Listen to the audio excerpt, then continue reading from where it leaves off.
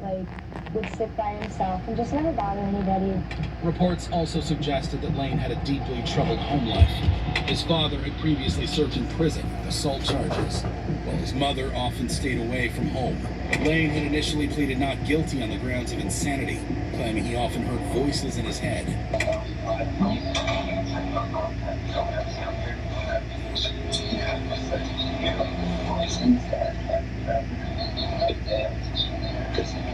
But eventually, the defendant was found competent to stand trial.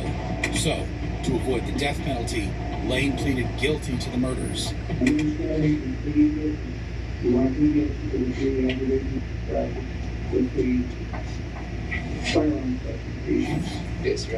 At his sentencing, Lane showed no signs of regret as the victim's family members addressed their child's killer.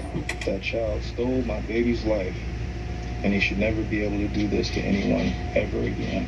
We'll have to eventually forgive you. Otherwise, you will haunt me. You will never, ever be in my thoughts after this. Never.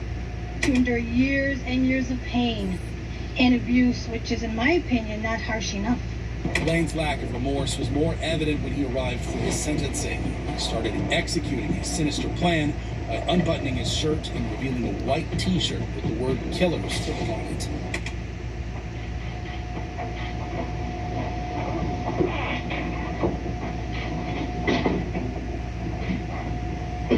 To my left is Nicholas Burling, Delaware County Assistant Prosecutor, Mark Bartolano, Delaware County. Lane, who wore a similar t-shirt on the day of the shooting, showed it off in the courtroom with a smug smile on his face. And if that wasn't enough, this is what the evil killer had to say to the victim's family members.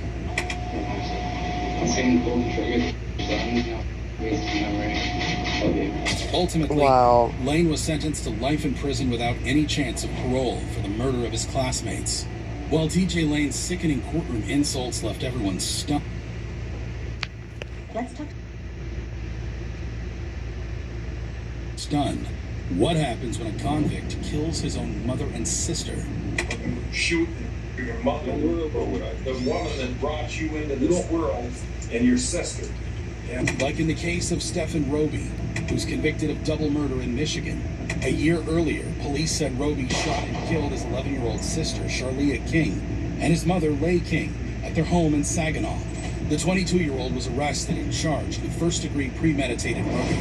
Wearing a stun vest, Roby represented himself at trial, claiming there to be no evidence that tied him to the murders.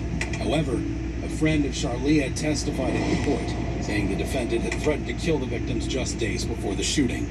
Eventually, Roby was found guilty on 2 counts of murder. Guilty of first-degree premeditated Charlia Vanessa King. Guilty of first-degree premeditated murder of Lee Andrea King. At his sentencing, Roby's grandmother addressed the court. In spite of his terrible crime, his mother would still want him to receive the mental health treatment that he so adamantly rejected in the past. But when Roby got a chance to apologize, he chose to complain and throw accusations at the judge. I feel as though that most of my emotions didn't get past because you were distracted.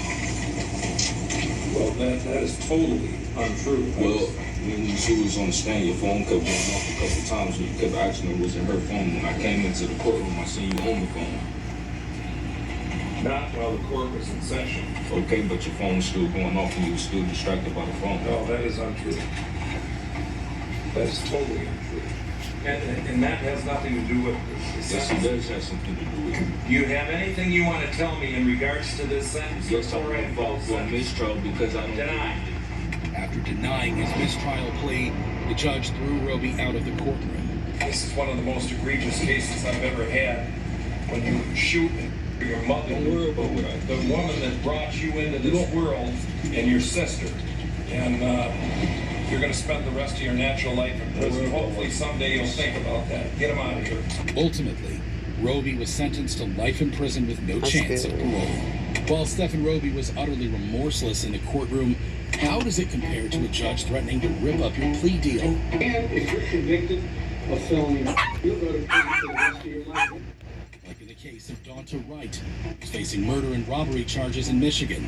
Wright was 17. He shot and killed 18-year-old high school football athlete Jordan Klee during an attempted robbery in Ann Arbor. He shot and 18-year-old Jordan Klee. It was October 2016. Wright said he and 2 other friends were trying to rob Klee when he shot Klee in the back of the head, killing him. 2 other teenagers were involved in the murder. Jamarius Ellison, 19, and Delrano Gracie, 18. Both received 15 to 40 years in prison. To the victim and his friends, I'd like to apologize to him. As for Wright, he pleaded guilty to armed robbery, conspiracy to commit armed robbery, felony firearm charges, and second-degree murder. How do you want to plead to counts 2, 3, 6, and 7? I'm pleading him guilty. Wright then went on to casually describe the chilling details of the murder. Did you agree and conspire with 2 other individuals, Delrano Gracie and Jamarius Ellison, to commit an armed robbery? Yeah. And who are you going to rob? Jordan Klee. Jordan Klee. Armed robbery. What did you do with that gun and Mr. Jordan Klee? Shot him. And where did you shoot him? On top. My head. And did you hit him with that shot? Yes. At his sentencing, a family member spoke on behalf of the victim's mother, who was too overcome with emotion. I've lost laughter and love. I no longer have the hope of having grandchildren. I've lost the enjoyment of holidays and birthdays and of everyday life. This year was supposed to be a year of celebration, of senior pictures with prom and graduation and parties. Instead, it was a nightmare that no parent should ever endure. The teenager showed no remorse and smiled throughout the statement. In court after an admitted killer's caught on camera smiling during his sentencing. Wright then addressed the court where he continued with his indifferent demeanor. Tell y'all, I'll be home soon. R.I.P. Keon. I love my family. But the judge was having none of it and threatened to reject the defendant's plea deal. You know, I have never in 23 years approximately ever not accepted a sentence agreement between the parties because it's bargained for, sentenced by the parties. But watching you sit there and smile and laugh and shake your head like this was no big deal, I'm very tempted to just say, I'm not going to accept this sentence agreement. We'll go to trial. And if you're convicted of felony, you'll go to prison for the rest of your life. That means you'll die there. That's what I'm tempted to do. Mr. Bello, do you want me to accept this sentence agreement? Yeah. Now it was up to the prosecution to decide whether or not to dismiss the agreement and pursue a trial. Discussion with the victim's mother as well as his grandparents and family members. They understand